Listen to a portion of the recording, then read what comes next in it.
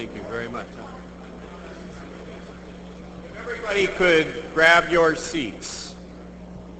Grab your seats. We're going to be giving out $100 bills in exactly 1 minute, and anybody in the room not in the room doesn't get one. Just kidding, but it's almost as good. That's right. You have to pay $100, but you'll get it back as stock.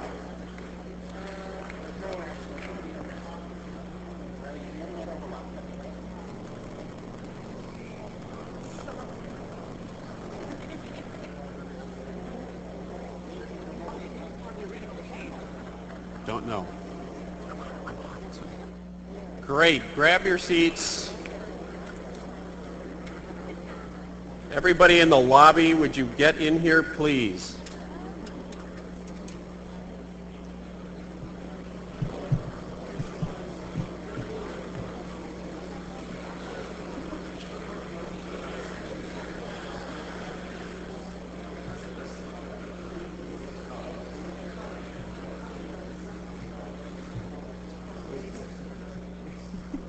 Okay. I'll wait for a few more folks. Let's get the folks out of the lobby, and we're going to close those doors in about a minute or two. And like I said, we're going to keep the level of this very high. We started off with a bang, and we're going to go all the way to the end with some real surprises in this last segment. Okay.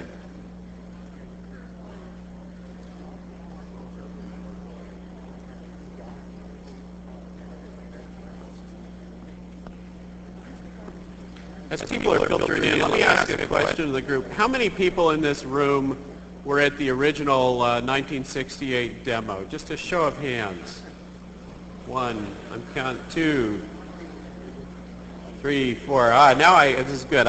I figured it was the augment group that would be the most unruly. They're the ones still having coffee out on the deck. Okay. Okay. I think we're going to get started here.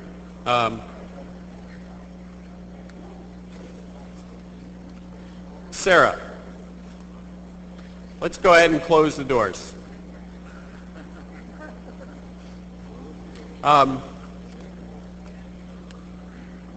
Our next presenter is Terry Winograd. Terry is a professor of computer science here at Stanford. He also leads the project on people, computers, and design at this campus.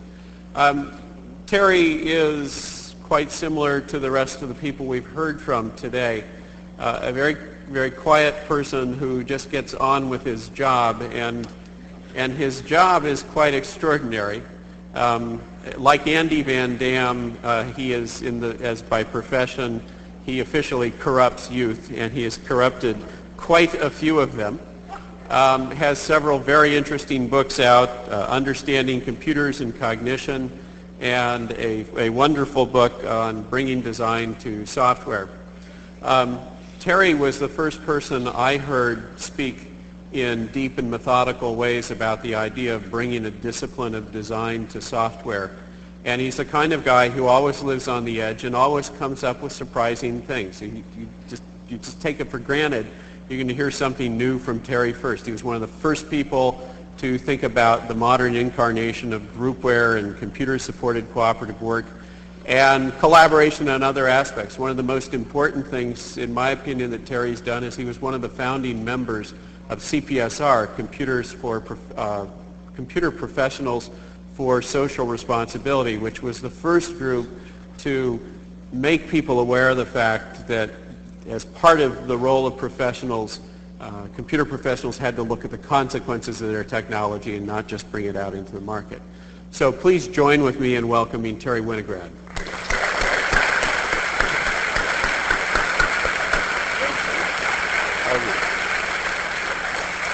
Thank you. Let me put this on since I tend to wander while I talk. Physically, that is.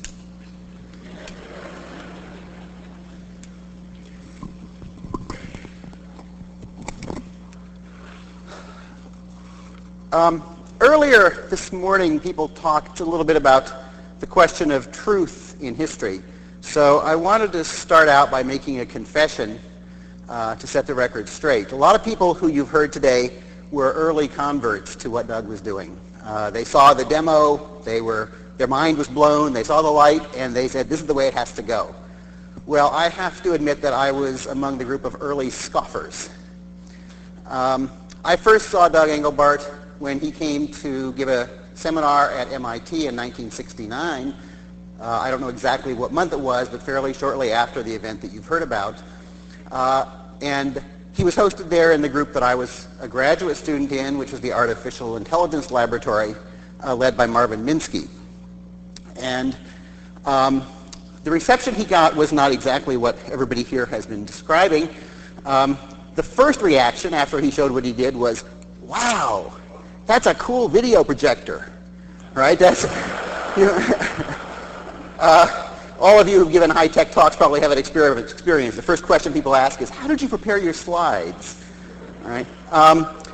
But after that sort of technology admiration, the question was, well, what's he doing, huh? I mean, why is he wasting his time screwing around with stuff like grocery lists on the screen when we're busy making computers intelligent? Why would you want to have the computer to sort of be a clerical machine when you could make it think?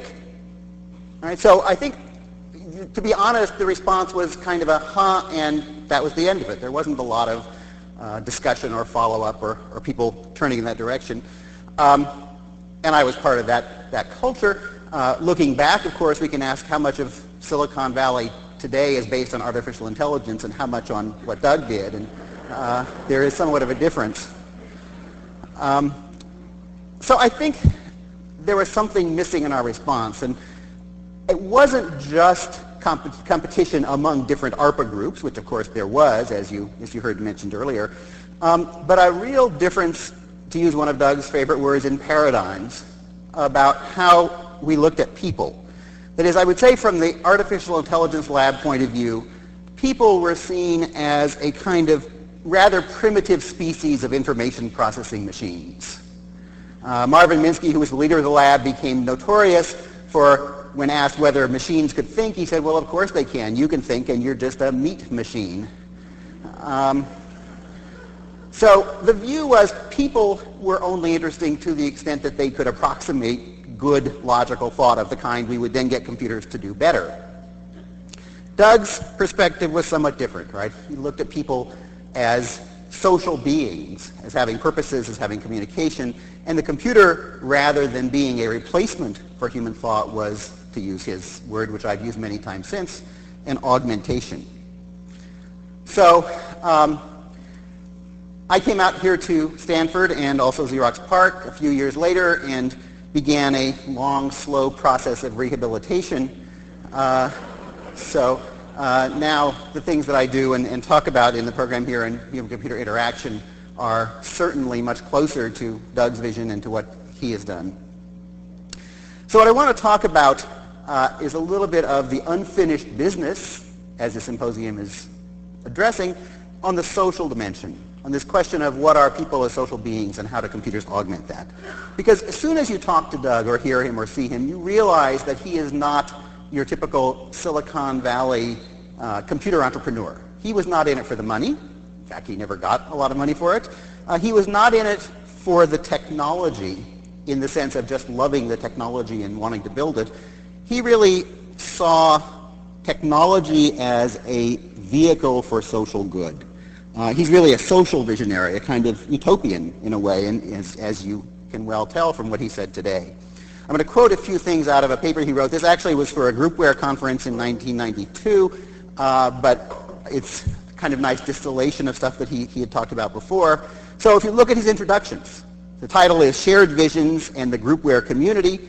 The first sentence is, Groupware, to me personally, is a strategic means to an important end, creating truly high-performance human organizations. So the unfinished business, as Doug and Jeff talked about earlier, is in the area of how do we create this social change, how to create social augmentation through technology. Now it's clear that the mouse is not the answer to that. The mouse is a useful thing and we all love to have it on our desk and so on. But it could be asked a little more seriously, is the web the answer to that dream? Because in a way, the web was the first broad public use of many of these ideas about information sharing and hypertext and so on.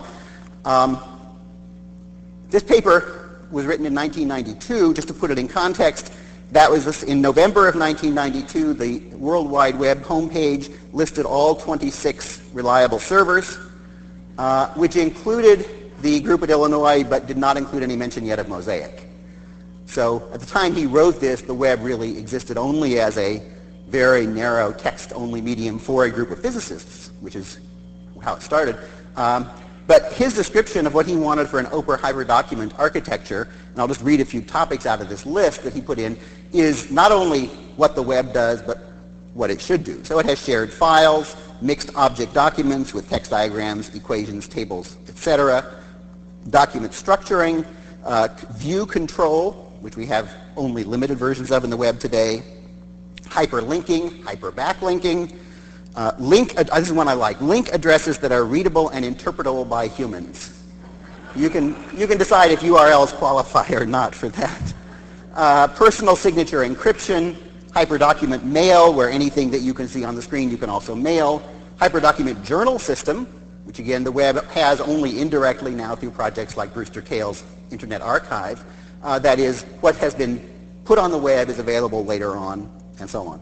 So in some view, you could say the web either has or is in the process of developing the ideal, the dream he had of this open hyperdocument architecture. But if we look at the social dimension, it's a very different question. Right? Not the web as a particular set of protocols and devices, but the web as a phenomenon happening in our society. How is it being used? Would his vision of high-performance organizations be satisfied by e-commerce and banner ads with click-throughs? Who's communicating? What are they using it for? What purposes? What is the nature of the medium as a social interaction? What about all the junk? We've heard talks about all the junk that appears. What about pornography? What about all the pyramid schemes that Paul was mentioning earlier?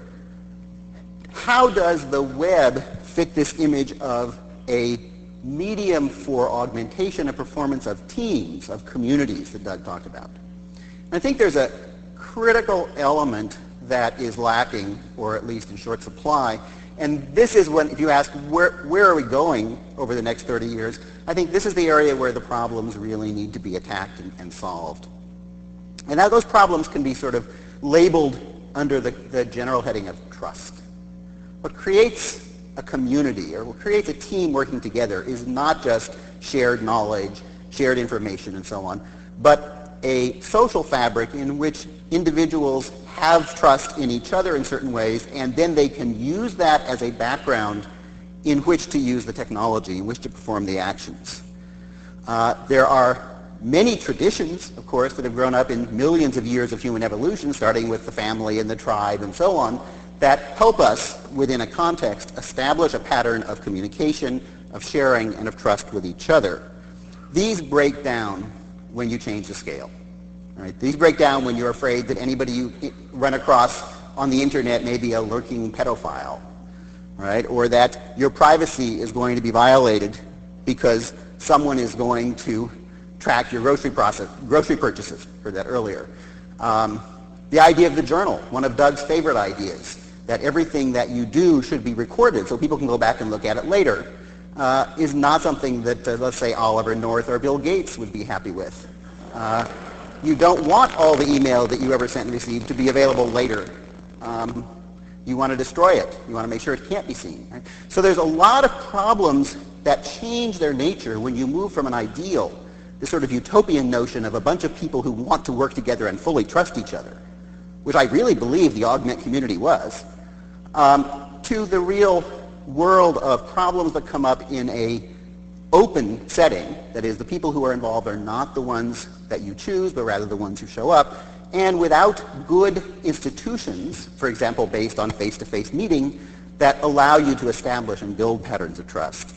I just wanted to mention a couple of experiences that have emphasized this in various systems that have been built. Lotus Notes was mentioned earlier as actually a pretty interesting early implementation of a lot of what Doug's was pushing for with shared documents and linking and so on. And it's very successful in many ways in businesses, but as soon as people went in to install it, they discovered that there were often people who didn't want to share their files with their coworker. They were salespeople protecting their own territory. They were people who were working on a project and didn't want the early drafts to be seen and criticized before they had a chance to fix them up. Right? If you don't have the trust about the other people who are seeing it, even in your own company, even people who you should be, by some logical means, sharing with, then the mechanisms break down. I was involved, and have been for many years, in a company and a product called the early product was called the Coordinator Action Technologies, is the company and has other products now, which tried to make explicit the set of commitments and requests that people had made to each other. The reactions to that were extremely varied. On the one side, you had people who said, this is wonderful, it clarified what we're doing, it saved my company. On the other side, you had people saying, this is fascist software. The faster we can throw it out, the better. What was the difference? Well, the big difference was the nature of the social structure and trust within those organizations. If you believe that things are there to be used for your own good by other people, you treat them very differently than if you believe they're there for potential use against you by a boss, by a rival, by Kenneth Starr, whoever it is. So I think that one of the things, I heard Doug actually, or I guess it was Jeff earlier, make a sort of side comment that it was much harder to get this into companies than this bootstrapping thing across companies. I think there are big issues there, of course, in trust about how do you think information that you share is going to be used by your competitors, by your other companies, and so on. So one of the questions really is how can we put it in binary terms, can we use technological shaping to drive social change? Can we create changes in the way people work together, which is what Doug really wants to do, by creating technologies which facilitate or augment the way that goes? Now it's clear that technologies do make changes. And let me quote from this same paper, this is from Doug. Expect surprising qualitative changes in structural assemblage and functional performance when a complex system adapts effectively to drastic changes in critical parameters. It's a little abstract, but one. These digital technologies, which we have barely learned to harness, present a totally new type of nervous system around which there can evolve newer, higher forms of social organisms. Okay, now one of the key words in there is evolve, and we had a discussion about that earlier. That is, when things evolve, they may go in the direction that you then are happy with. They may go in a direction that you then are not happy with, and it's not a controlled process. Right? The web has provided an extremely fertile laboratory, a worldwide, very fast laboratory for trying things out and seeing what happens. You put it up. I've had students. I had this argument. I'm old-fashioned. They said, we want to try a kind of interface. I said, good. Work it out, get it done with a few people, see how it works. And they said, no, we want to put it on the web and see who uses it. Right? And they were right. Like that opening up and just letting people come in. I was also right when I said you're going to have a lot of headaches. But nevertheless, it creates a kind of evolutionary stress, evolutionary force, that can really drive things forward very fast. On the other hand, it doesn't have any direction. It's not guided. Right? There's a very big difference between thoughtful growth and what you might think of as just opportunistic proliferation.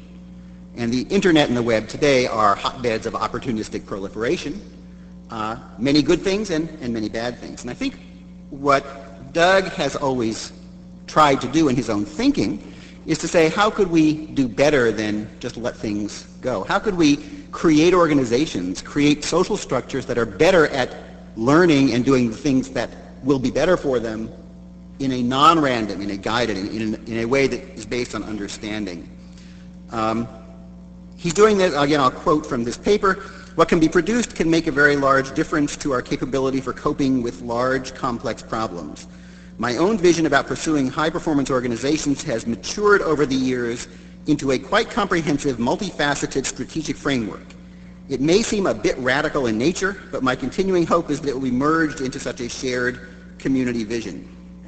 We are far short of being able to do one-pass redesign of any major portion of this capability infrastructure, if only because of their pervasive underlying dependence upon human processes. And of course that's the key. That's his insight that he has, that we can look at Moore's law. One of the things that the people staff were supposed to do is look 30 years ahead. Now all of you can quickly calculate, if you take 30 years divided by 18 months and take 2 to that power, we will have something like, 6 orders of magnitude, whatever it is, decimal, of change in the technology.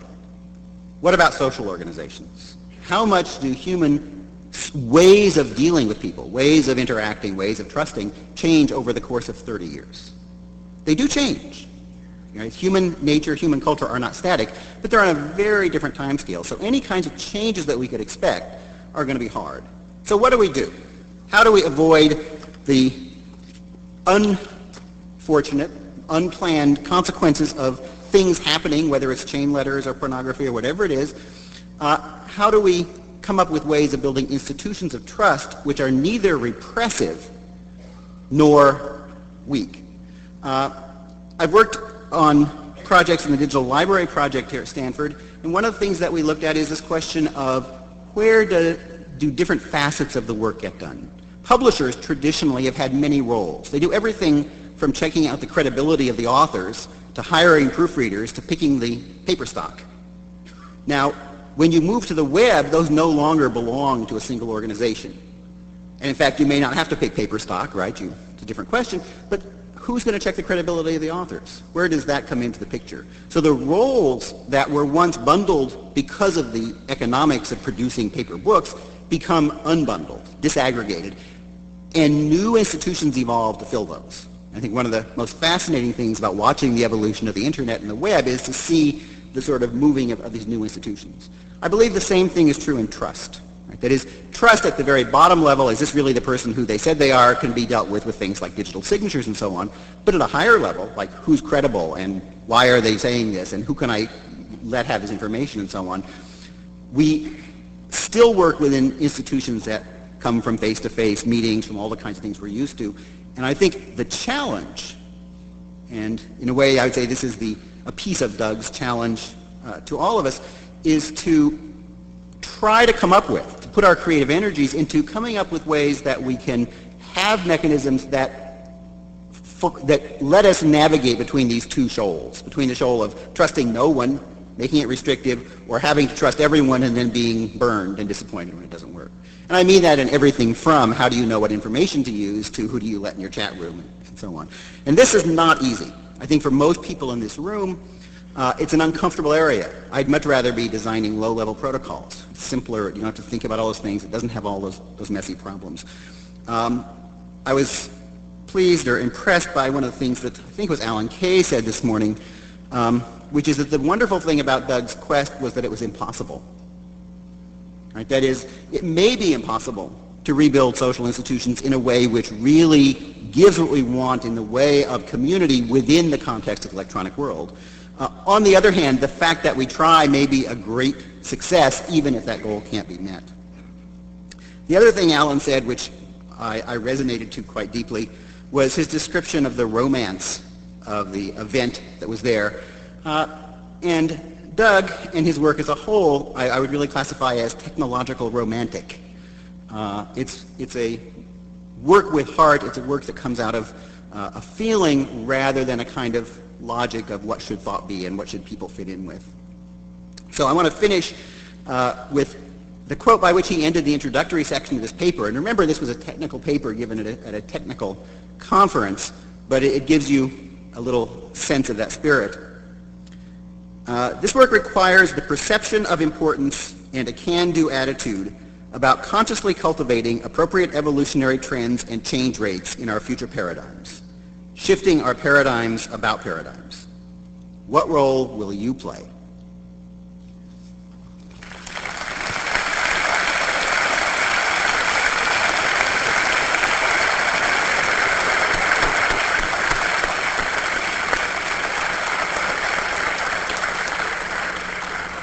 Thank you, Terry.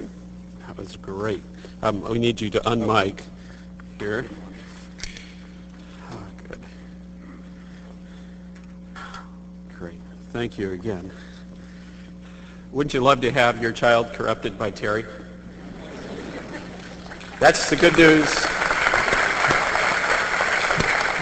There, he's available to corrupt. The bad news is it'll cost you about $25,000 a year. Good. Our next presenter you already know. That's Stuart Brand, and I introduced him earlier. So let me just tell you a brief story. The thing about Stuart that's really interesting, you'll never read on a bio, is not only does he turn up in interesting places, if you hang out with Stuart, interesting things you never imagined tend to happen. For example, about 6 weeks ago, I was with Stuart, and we were off somewhere in the western United States looking at mountains to buy. Not just any old mountain. This one happens to be, well, a little over 10,000 feet high, and has some interesting qualities. The top 6,000 feet are made of a particularly beautiful form of metamorphosed limestone. And so if you think of Stuart's career, all of us who've ever been around him have discovered that. If you were hanging out with him in the days of the well, interesting things happen that you had never imagined. The whole Earth Review. This is someone who is capable of taking ideas and not only coming up with marvelous ideas, but also turning them into some very interesting and surprising things. When you hang around with Stuart, there's always the serendipitous and the surprise, and it's always a delight to be with him. So please join me in welcoming Stuart to the stage again.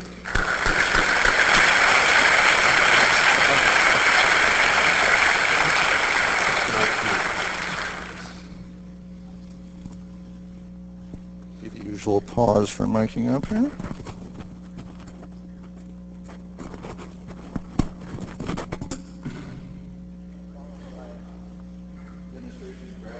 We have a spare. This one's still working. Glad to make them that way. I figure about half of them are dropped half the time.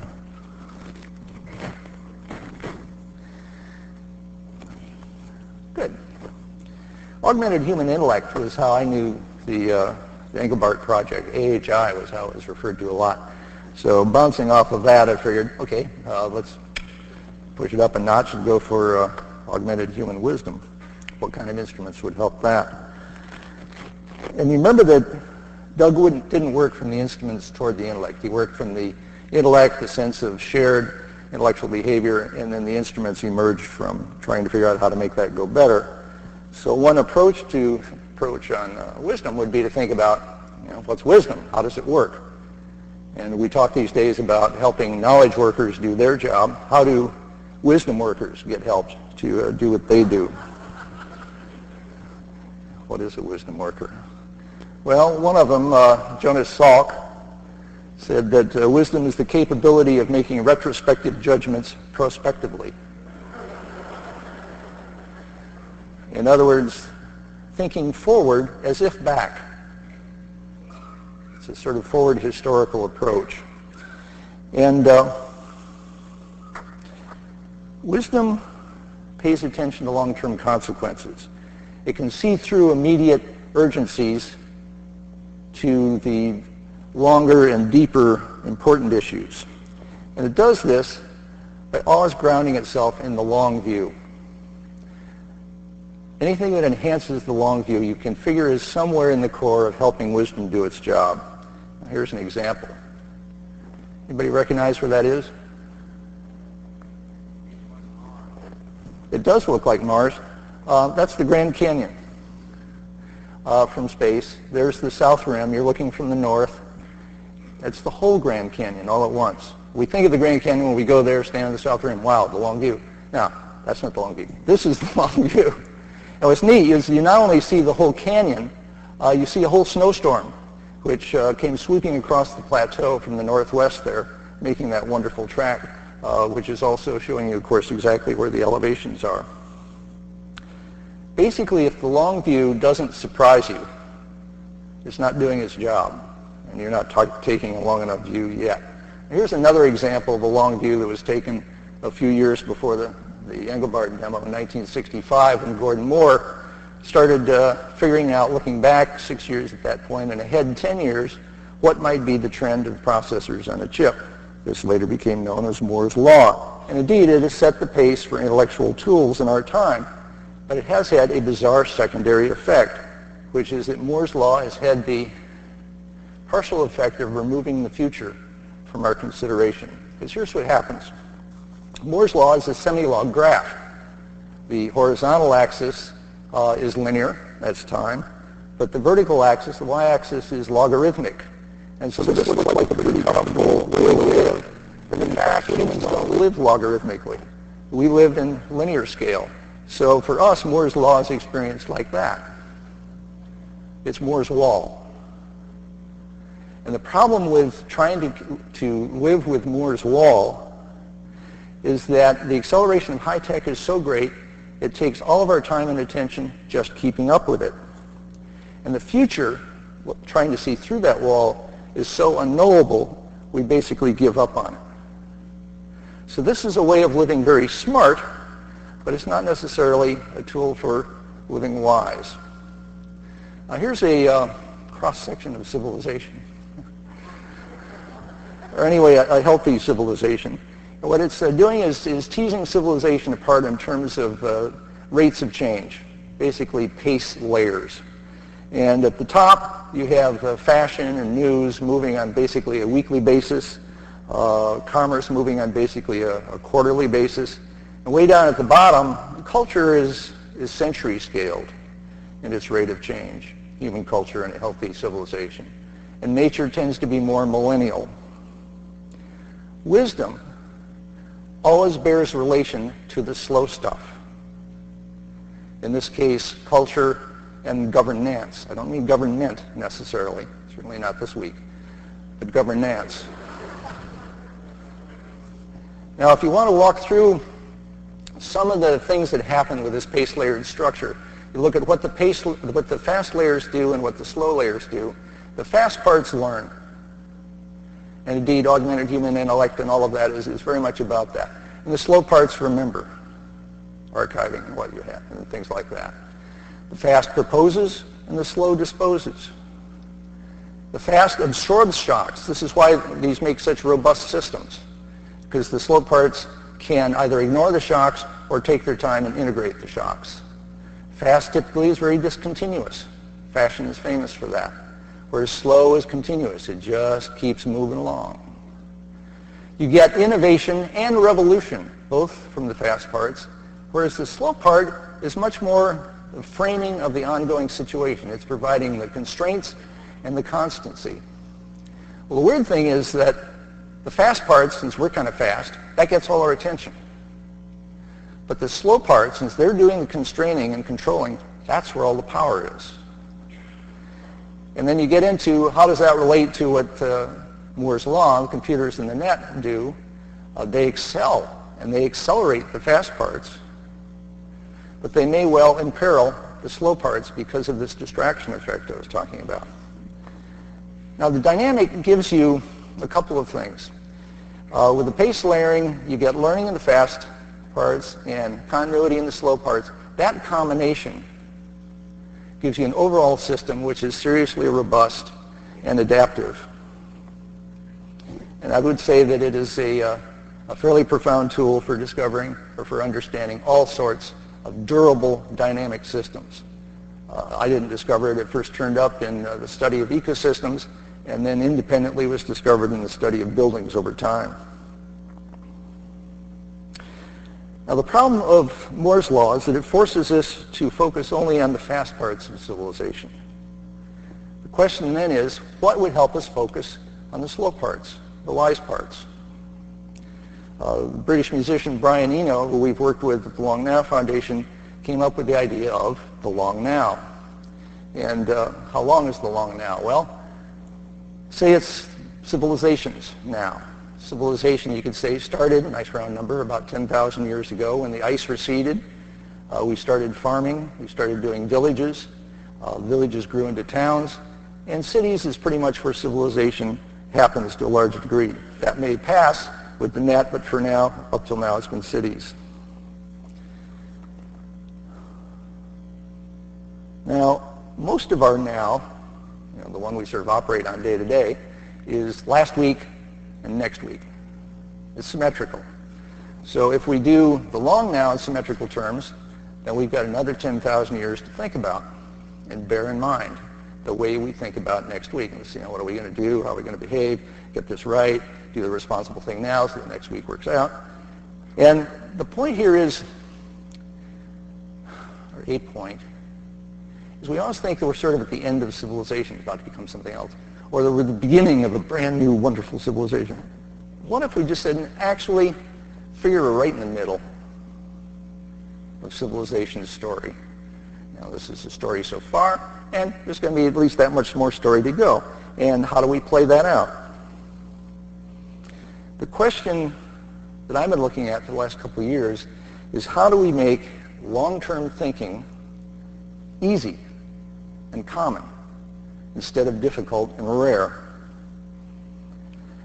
Now, one idea is that it would be nice to have a frame of reference, kind of the way the photographs of Earth from space helped us think about the environment as a whole. What would help us think about time as a whole? And the computer designer Danny Hillis came up with the idea of a 10,000-year clock. A Stonehenge scale, big, iconic, monumental, slow. As he said, it would tick once a year and bong once a century, and the cuckoo comes out every 1,000 years. Well, as he's discovered at Disney and knew before at Thinking Machines, the way you build things is you start small and try them out. So we're building a prototype at this point, which is about 8 feet tall. This is the prototype 10,000-year clock. And you see at the top the display, below that where the gear reduction is that runs the display. There's a torsional, nice, slow, rotating pendulum. And then the really cool stuff underneath, the binary serial bit adders that Danny invented to make this thing go. You know, much like augmented human intellect, when you take a really insanely ambitious project, it forces you to do some insanely inventive, hopefully, ideas along the way. By the way, this clock, which will be finished next year, should actually itself be able to keep good time for 10,000 years. We're doing 8 feet tall now. We'd like to do a city clock, maybe several city clocks on the order of 20 feet tall where you can go and begin to get inside them. And the eventual ambition is to build a really big one inside a mountain somewhere, which is 60 feet or more. That's where you start to get the iconic stature that you want to have to make this thing common in the public discourse. Now, I mentioned the binary adder. Here's one from the prototype. Danny could give a wonderful talk on this, and I'm not going to try. But the point here is that this thing is a computer. It doesn't use gear ratios to calculate the time. It has as much accuracy as you want to give it. We're probably building it with 32 bits of accuracy, which is 1 day in 20,000 years. That should do. And so it's an unusually accurate clock, not in the atomic clock sense, but in this other sense of being able to do its measurements very adroitly. It's an unusually durable clock. As computers go, it's unusually dignified. It is very slow. It calculates just twice a day at noon and at midnight. And in Hertz terms, somebody can probably do it in their head, but it's not megahertz. Probably more like microhertz. The face of the clock is still being evolved, but it doesn't have hands. It will probably have rings that rotate, so you can see a number of things simultaneously, all in context of each other, including the Gregorian year up to 12,000 CE, Common Era, sun position, moon phase, sun, moon, and set. The horizons change with the seasons. And especially a star field in the middle, which is not only moving with the progress of the day and the progress of the seasons, it's moving with the progress of the precession of the equinoxes, which is a 25,784-year cycle. We only go halfway through that with 10,000 years. And as Paul mentioned, we are 10,000 year 10,000 compliant.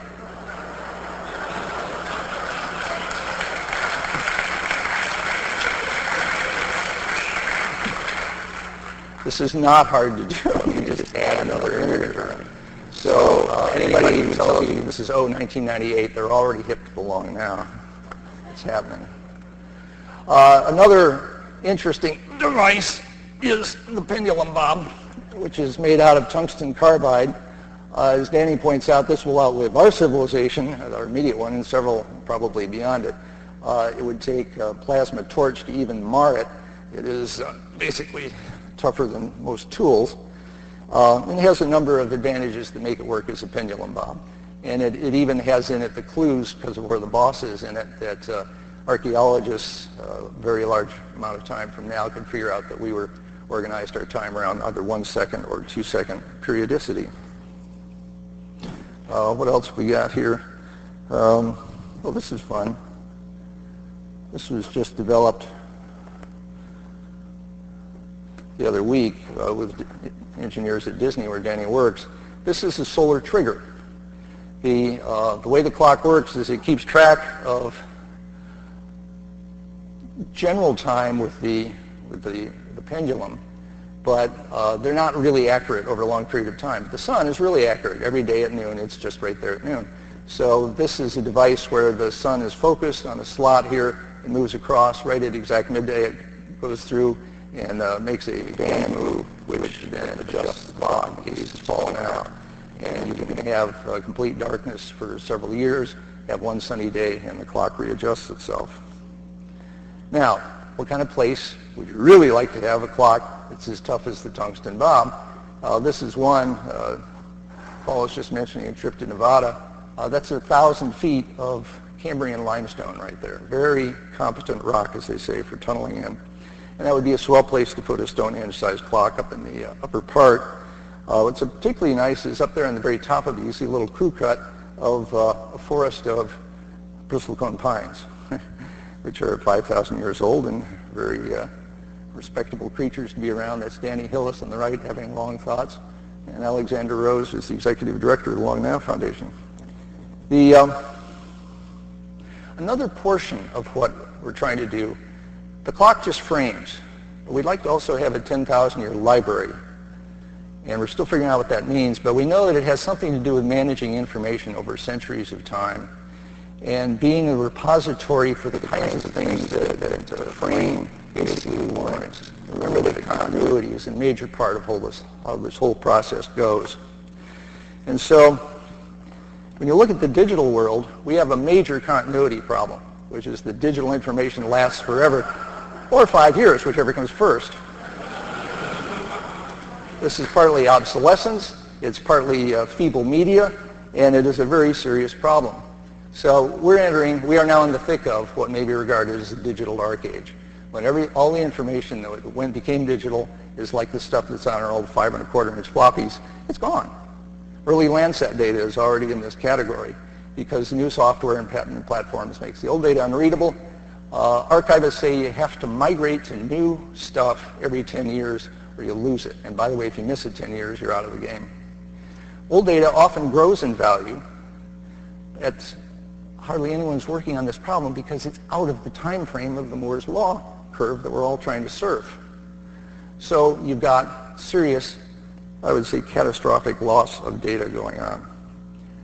I think that one of the few benefits that will come out of the Y2K problem, it is showing us how software obligate our civilization is becoming, how deeply digital this whole process is becoming.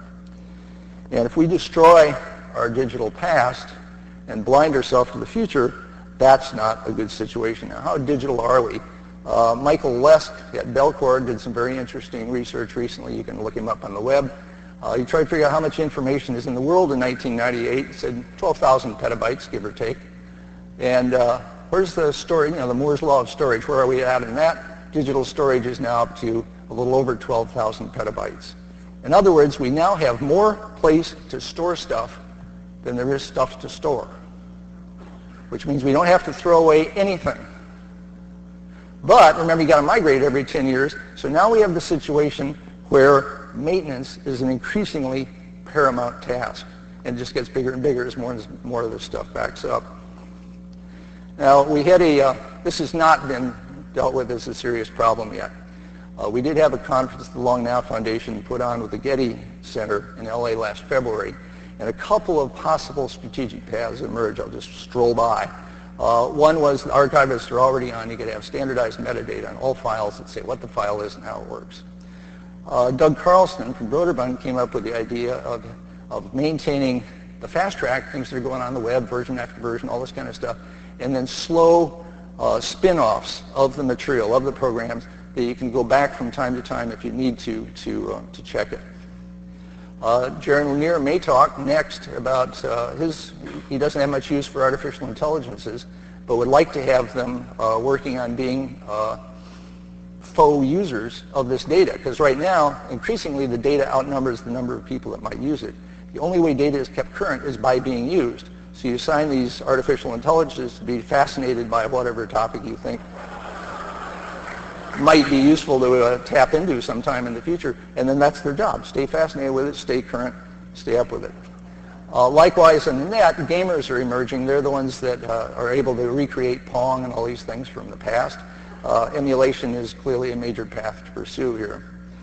And we have supposedly write once, read anywhere coding coming along, but we're going to need write once, read anytime coding, and that is a different order of problem, I think.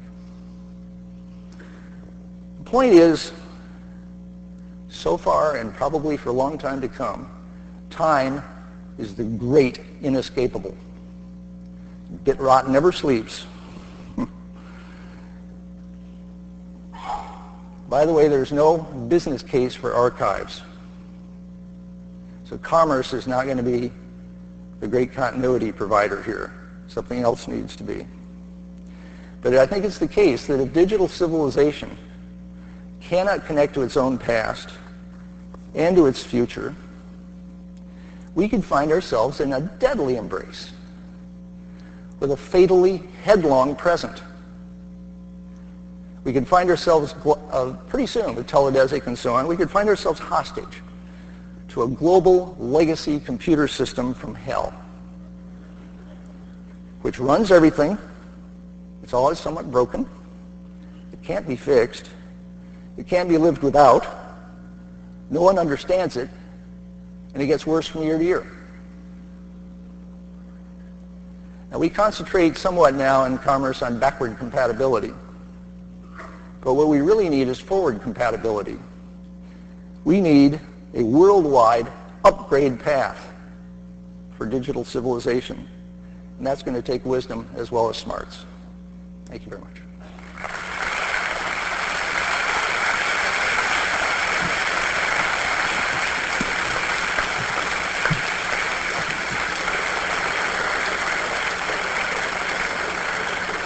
Thank you, sir.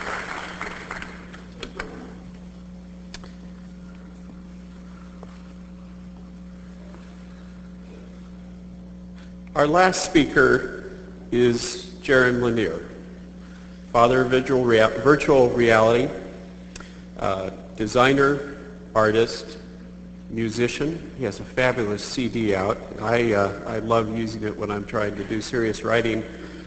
There's only one small error in Jaron's bio, and that is he claims to be an author. He's written some fabulous magazine articles and some professional papers. He even guest edited an issue of Civilization magazine.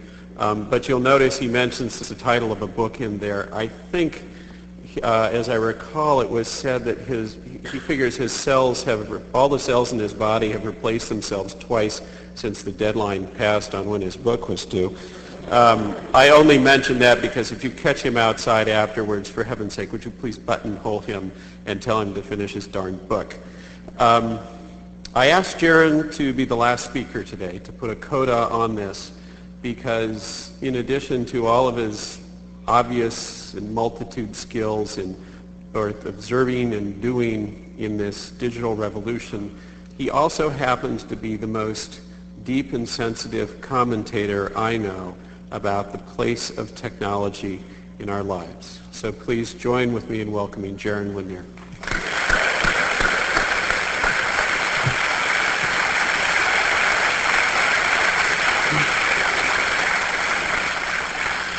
Hey, well, I am actually going to try to finish this book.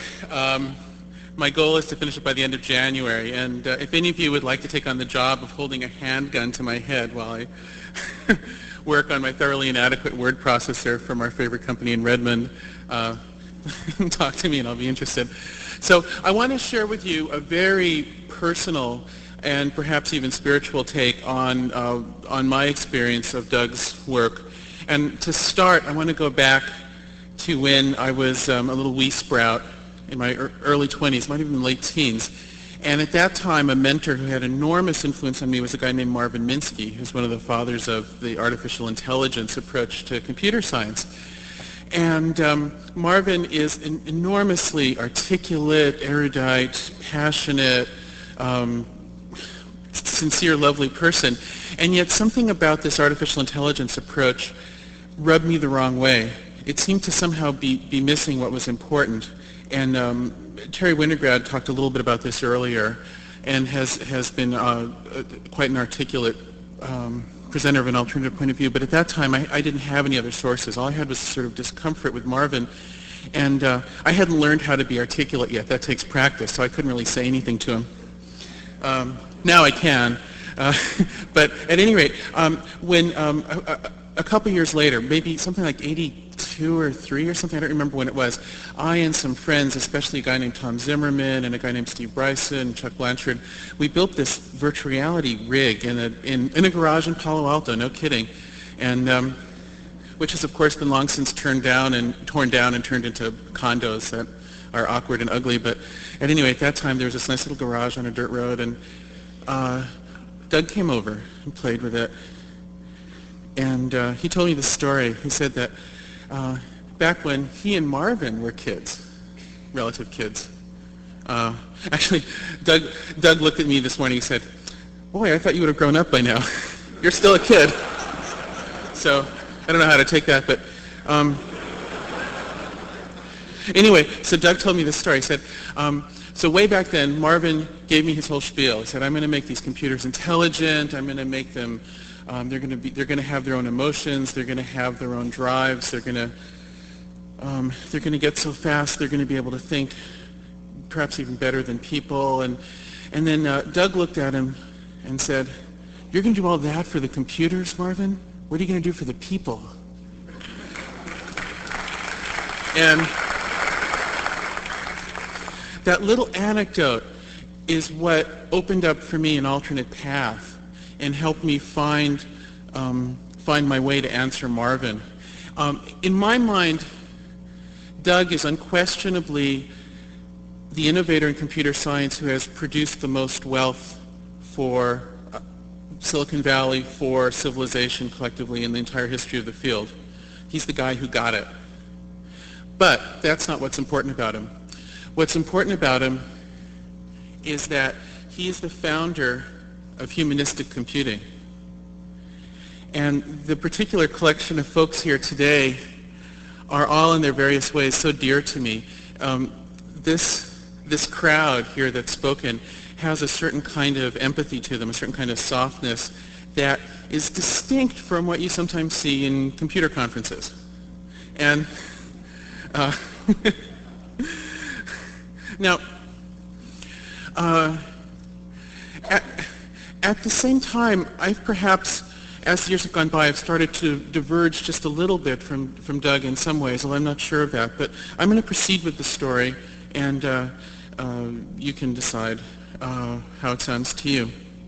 Now, in the course of being a speaker about technology and making technology and promoting it, I sometimes find myself in the position of facing somebody who's just anti-technology. And there are these folks around. Now, of course, in this room, this is Palo Alto, middle of Silicon Valley, and we're all enthusiasts, so there's massive agreement here. And yet, out in the wide world, especially if you're sort of a softy, humanistically inclined person like me, and you end up in scenes where there are other people like that, you often get attacked, like, "Oh, you technology people. You know, what are you hurtling us towards?" This Moore's Wall that Stuart was talking about terrifies a great many people. And there's a terror that I think many of us in this room are vaguely aware of, perhaps subconsciously, but it's a terror that really inhabits a lot of the population on the earth. Where is this all heading? Everybody can see that the rate of improvement in two things especially, computers that might be becoming, say, intelligent in another species, and biotechnology, cloning and the works. These two things are changing and clearly heading towards some sort of denouement that is going to be a big deal and unpredictable, and soon. It scares people. I mean, in the current environment, we are seeing more bloodshed, more strife over matters of identity, often nationalistic or religious, than about distribution of resources. This is what the big issue is these days. It's like, the question, I think the basic question becomes, what is a person? And how is the answer to that question changing? So, I face off against these anti-technology people. Neil Postman is one, there's a bunch of others, and they'll talk about, they'll pull up results saying, well look, here it shows that kids become zombies in front of computers just like they used to in front of television, and here they show all this data, and they'll say, what are you guys doing? You're just making it worse and worse. And I've had to think about that very seriously. It's not an easy charge to answer, and I don't want to go through all the details and the data, but let's just say it's very hard to objectively measure even increases in productivity in organizations. It's incredibly hard. In fact, I'll share with you a joke I sometimes tell. If you think of the history of the Industrial Revolution, one of the problems there was that since machines were starting to do more and more labor that had been done by people before, there was a result called unemployment. People who were no longer needed. And in fact, the much maligned Luddites had a reasonable gripe. Anybody does. Why should a person be made obsolete? What an obscene thought. Now, in the information age, consider what happens. All of us are manipulating this stuff called information, and it just seems to grow and multiply. Now, if you alone and not your competitors have access to tools like beepers and fax machines and servers and intranets, well then you might have an advantage.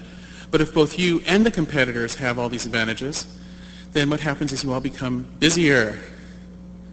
And so you can think of information, or information technology at any rate, as this massive socialist scheme to create universal employment. The information wants to be twiddled with, and the twiddle demand will expand to fill human availability. So,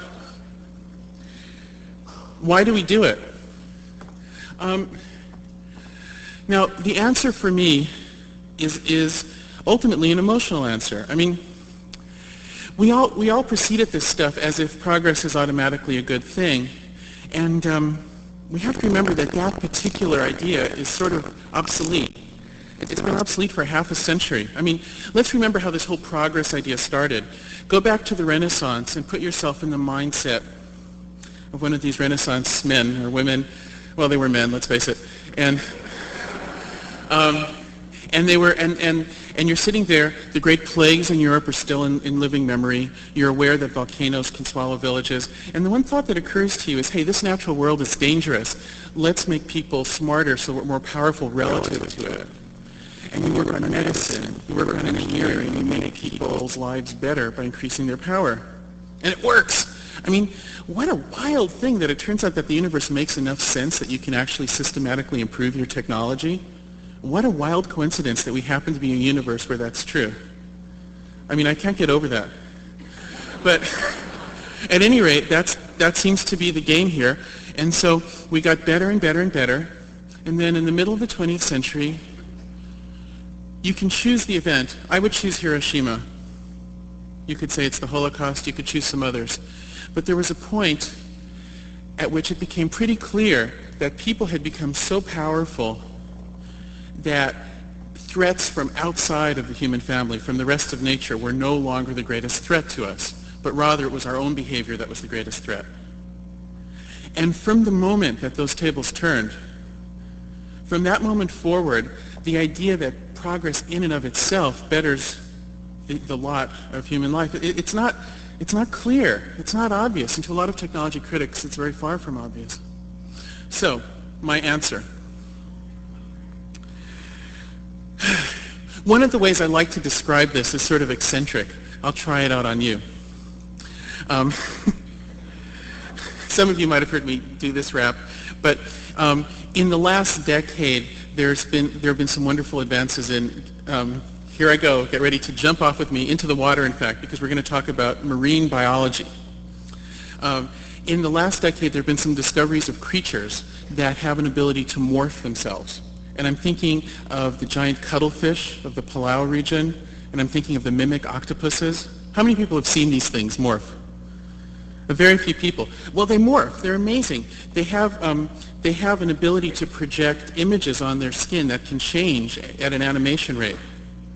And the way it works, very briefly, is they have these little color cells in their skin, and each cell is of a different color, and they can expand and contract, and they have a 4-color scheme, and they can expand and contract them at animation frame rate. So they have a really good quality display. It covers their whole bodies right to the tips of the tentacles, and they can just make whatever image they want on their skin. Now, it's not that they want a lot of images, because they are, after all, just mollusks. But there is an enormous variety, and then they have a system of muscles underneath this display skin that they can raise into welts of different shapes. And so if you watch these things, they literally can morph. They can look like one creature and then like some weird object, then like a piece of coral, and they're just changing before your eyes. And it's so magnificent. I'm convinced that the only reason they aren't the most famous animals in the world is that they were discovered after ILM became good. So people channel surf by them and they think they're seeing a computer graphic, because that's what they look like. An example of what they do with this ability is cuttlefish hunting, which I just adore. The cuttlefish, I've been told I'm starting to look like one more and more, and there is actually a bit of a similarity because they have these tentacles. Oops, they have these tentacles in front. Anyway, so they go up to something, and the stuff they eat is really dangerous because they're soft, and the things they eat are these arthropods with pincers and stuff. So they go up to this prey, and they put on this crazy light show with all these waves of color, and the prey is visibly confused. It doesn't know what to do, and at that moment it's eaten. Now, in technological circles, this is what we call the demo.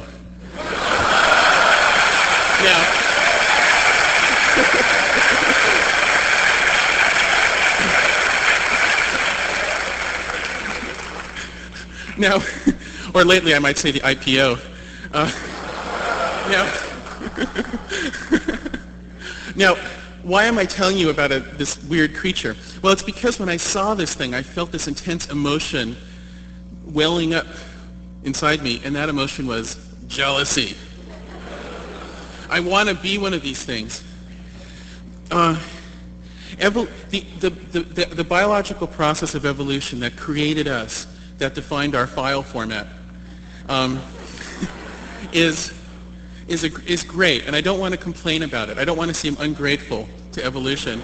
I don't want to piss her off, but I do want to gently, the thumbs are great, love the big cortex, all this stuff is really wonderful, but I do have a few little nits to pick, and the primary one is that I can take in more of the world through my sensory organs than I can put out through my motor organs. That asymmetry pisses me off. I cannot be a cuttlefish. I cannot just have the display.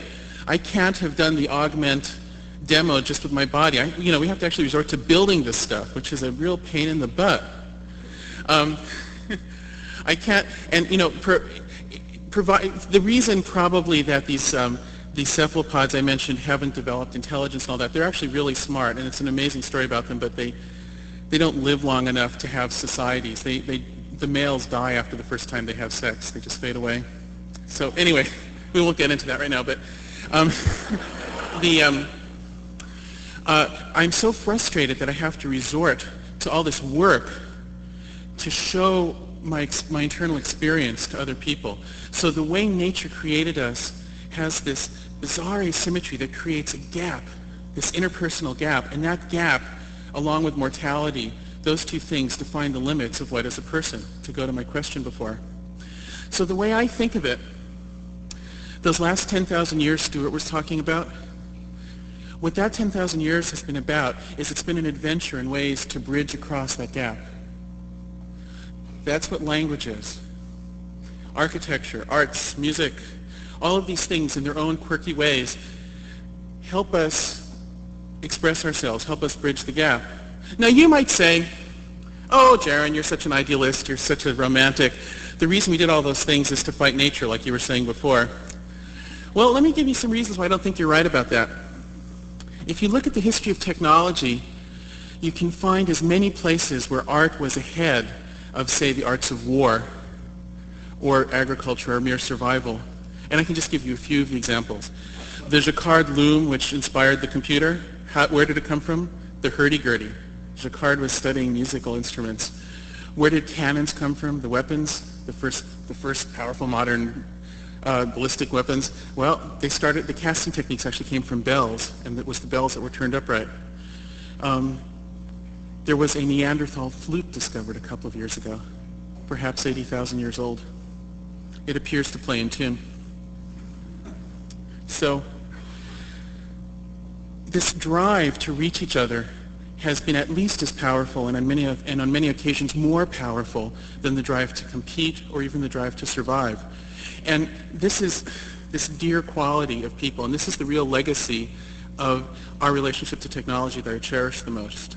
So for me, when I look at Augment, when I look at Doug's legacy, I don't just see tools for productivity. I don't just see tools for accomplishment. But what I'm interested in is in tools for bridging that gap in new ways. Now, there was a wonderful little book of philosophy that's out of print that you probably can't find, but I'll summarize it for you. It was called Finite and Infinite Games. And it proposes that there's two kinds of human engagements, roughly speaking, that are possible. A finite one, a finite game, is something like a game of basketball that has a conclusion. An infinite game is something like the overall field of basketball games that has no conclusion, that goes on forever. Now, what kind of game is it to try to reach each other? What I would propose is that it's an infinite game. That as we get better and better at being able to express ourselves with our crafts, at being able to correct this asymmetry that's built into us, we also need more and more of it. Some examples. Some of the first examples of people hearing recorded music were done on terribly crude equipment, stuff that would just sound like muddy junk to us today. And yet, for people who heard these things at the time, they sounded indistinguishable from reality. There are numerous accounts of people who were convinced there was a real musician behind the curtain when all there was a dismal wax or wire recording. Another example, early photography. People sold generic photographs of, say, somebody with a beard and dreadlocks to remind you of your relative that had a beard and dreadlocks because it just happened to be the cheapest approximation of an image of them that was available. It didn't occur to people that you could have a higher resolution one that was the actual person. That came later. So as our technologies get better, and of course there's the famous early cinema where the train coming towards the audience caused people to vacate their seats. So what happens is, as technology improves, it teaches us to have greater and greater acuity. It actually teaches us to see ourselves in reality better and better, and we want more and more. It's a process that goes on forever. Now, why do I care about this infinite game? Why do I care about this notion that we could be engaged in a game that could go on forever of finding new ways to reach each other? Well, coming back to Hiroshima, there's still a great chance that we could simply destroy ourselves. Even as we work harder and harder to make these faster computers and better biological and genetic engineering techniques and all of these things, we're always hovering next to the brink of destruction. We haven't contained the nuclear arms race. We're just starting to see the beginning of what could be a disastrous race and other kinds of weapons of mass destruction. So what are we doing? I fear that the mere goal of trying to increase productivity, the real goal of increasing human power, is ultimately one that is a finite game. It's ultimately one where the power increases to the point where we can't control it and it destroys us. We can see this not only in the grand scale, such as nuclear weapons, but even in the small scale. Let us say that television and DNA testing together have turned the U.S. government into a dysfunctional mess. That we have not been able to even make use of these small technologies, and think of what's about to come down the road. So my thought is that if we ask the question, why are people still making these technologies despite knowing this? Why are we, I mean, the people in this room are enormously intelligent. Why are we all involved in technologies when we know that technology is the greatest threat to our survival? I think there's a good answer for it, and it's the word love. Technology is the way we express, it's our particular cultural way of expressing optimism about the future. It's our way of nurturing the future. It's our way of loving our descendants. That's what we do. But the question is how? Now, if we can conceive of technology as part of this game of bridging the interpersonal gap and learning to reach each other, if it becomes an infinite game rather than a finite one, we can survive. And I think if we don't achieve that, we very well might not. I can put it another way, and with this I will close. In the past, we could debate what the purpose of the arts were, what the purpose of the humanities were, what the purpose of design was. We had a purpose for technology, but as I said, that's become obsolete. In the present situation, there's a new and definitive answer to the purpose of all of these things.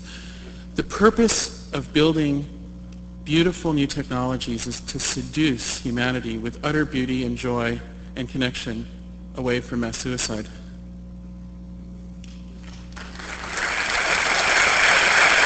Thank you.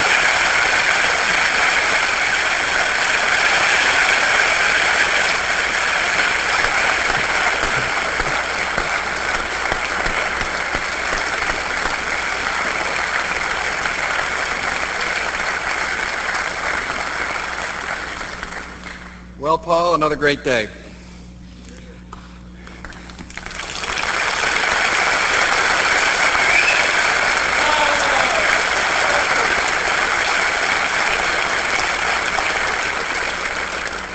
One of the fun things that I get to do around here is to create circuses and orchestras and armies of generals. And one of the wonderful aspects of this day that I overheard from many of the speakers as we took lunch today was the amazing warmth and positive vibes that were streaming from all of you to all of them and to all of us. So I'd like to thank you for all of them for hanging in there with us and being such a wonderful group to receive all this good news. Thanks very much.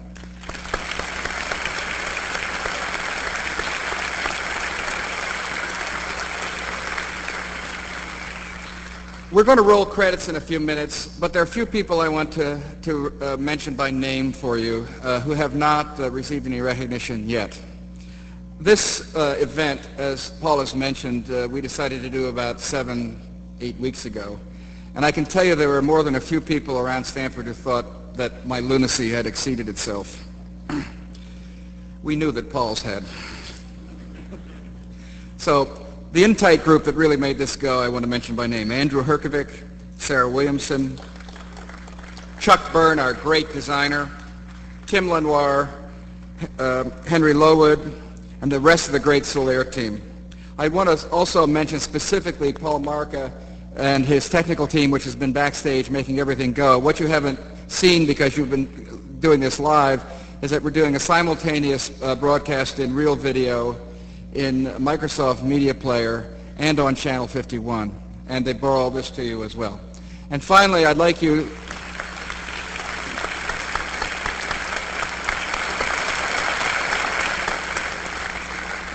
to recognize this guy for his many talents, not least of which was everything he's done today.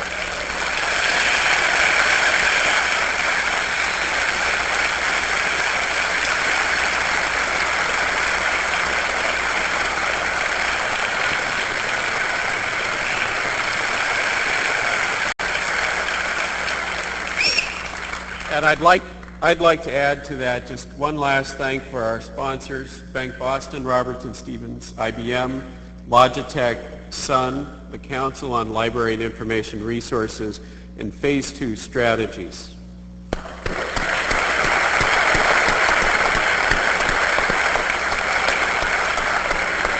And our wonderful supporters: SRI International, Cunningham Communications, Digital Persona, Herman Miller, the Industry Standard, Cersei Corp, Wired, Wired Digital, and the Churchill Cub.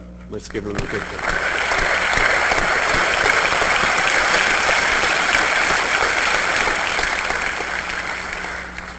One administrative announcement and then one last thank you. The posters I said were available on the web from Logitech. There were some people who made a request during the break and said, gee, we'd like to go home with them. And Logitech said, okay. And so they have shipped them here. They are out in the lobby for you to pick up. There is enough for everybody to have one. Please don't take two. But they are there for you to take home with you, plus some other things. So as you leave, do that.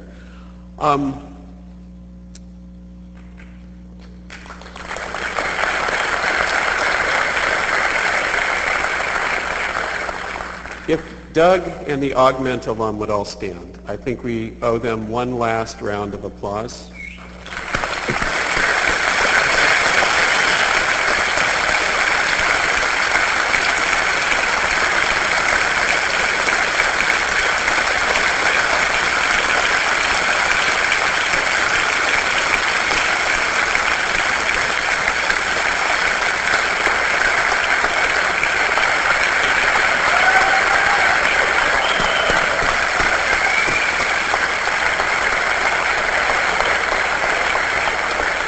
Without you, Doug, and without the Augment team and alums, we would not have gathered here today. Now, when we started planning this all those 8 weeks ago, the first day I kept thinking, I need a rousing closer. I need a bow knot to put onto this day. We thought of all sorts of ideas, and none seemed quite appropriate. And finally occurred to me, of course, there is no bow knot to be put on a revolution that is unfinished. And so that is up to you. We leave you with an open end because the revolution is now yours, and it is up to you to find ways to help finish it in the ways that you can. Thank you all for coming. We're grateful that you were here.